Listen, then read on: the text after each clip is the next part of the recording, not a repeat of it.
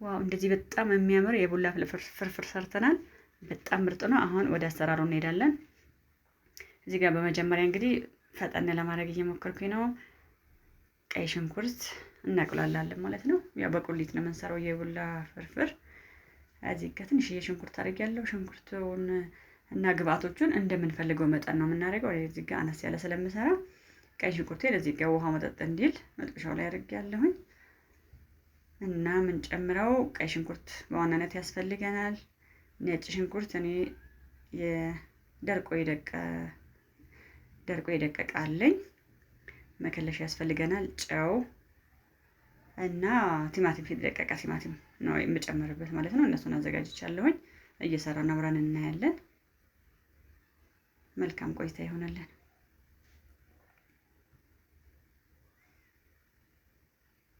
እንግዲህ ይሄን ያክል ትንሽ መጠጥ ካለ ቀጥዬ የምጨምረው ዘይት ነው። ትንሽ ዘይት እንጨምርበታለን። ሽንኩርቱ ይሄን ያክል ጠበስ ካለልን ቲማቲማችንን መጨመር እንችላለን። እዚህ ጋር እንግዲህ የደቀቀ ቲማቲም አለኝ። እሱን ጨምርበታለሁ።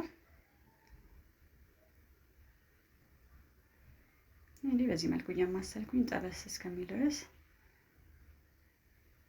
አቆየዋለሁ ማለት ነው።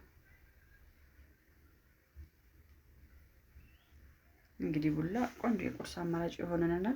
በዛ ላይ በጣም ጤናማ ነው። ቅባቱን አነስ አድርገን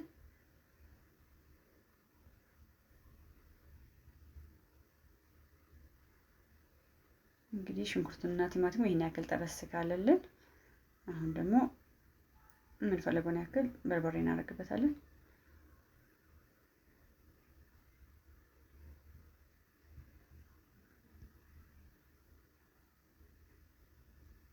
በነገራችን ላይ ብዙ በርበሬ አይፈልግም፣ ትንሽ ነው። ምክንያቱም ቡላውን ስንጀምር በጣም ነው የሚቀላው። እያየን ትንሽ መጠን ይበቃዋል። እንደ ፍርፍር ብዙ አይፈጅብንም ማለት ነው።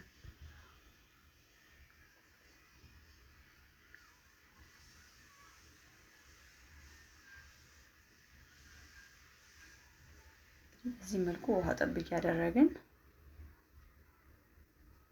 በደንብ እናቁላለዋለን ማለት ነው። ይኸው እንደዚህ ቆንጆ ሆኖ ሽንኩርቱና ቲማቲሙ አብሮ እየበሰለ ነው። እዚህ ጋር የተፈጨ ነጭ ሽንኩርት ፍሬሹን መጠቀም እንችላለን። ቆንጆ ጣዕም እንዲኖርልን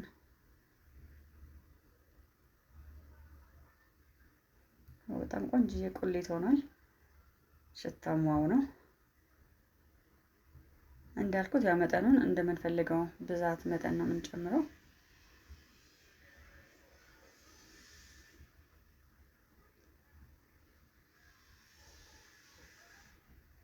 እንግዲህ እዚህ ጋር እኔ አንድ ብርጭቆ የሆነ አይነት ውሃ ነው የምከልስበት። መጠኑን እንግዲህ እንደምንፈልገው ነው የምንጨምረው።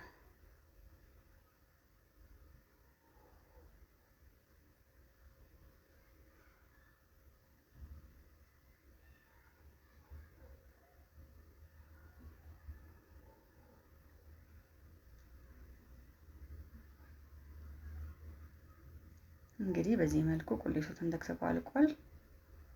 ለጣም እንግዲህ እዚህ ጋር ጨው ነው ጨመርኩበት መጨረሻ ላይ። እዚህ ጋር ደግሞ መከለሻ አድርጌበታለሁ። እንግዲህ ጾም ባልሆነ ሰዓት ደግሞ ቅቤ መጨመር ይቻላል። በቅቤ በጣም ቆንጆ ነው። እንዲሁ ደግሞ በዘይት መስራት ይቻላል። ምንም ችግር የለውም። ቁሌቱ ቆንጆ እስከሆነ ድረስ በጣም ቆንጆ ጣዕም ነው የሚኖረው። እንግዲህ ይሄን ያክል ከተንተከተከ አሁን የሚበቃውን ያክል የቡላ ዱቄት እንነሰንሳለን ማለት ነው።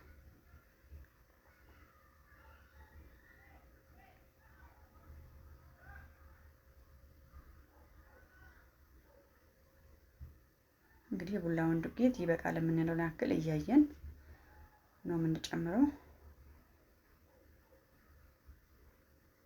እዚህ ጋር እንግዲህ ስንነሰንስ እሳቱን በጣም እንቀንሰዋለን።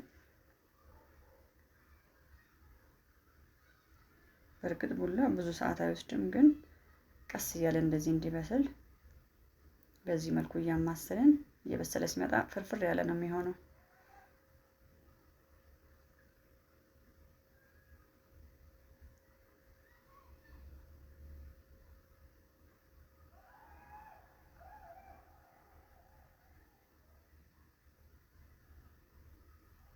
እንግዲህ በዚህ መልኩ እያዋሃድን ዱቄቱ እስከሚጠፋ ድረስ ፍርፍር እስከሚል ድረስ እናማስለዋለን ማለት ነው።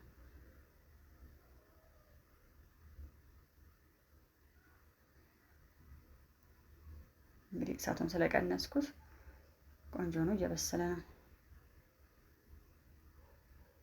እንግዲህ በዚህ መልኩ የእንቁላል ፍርፍር አይነት ቅርጽ ነው የሰራው።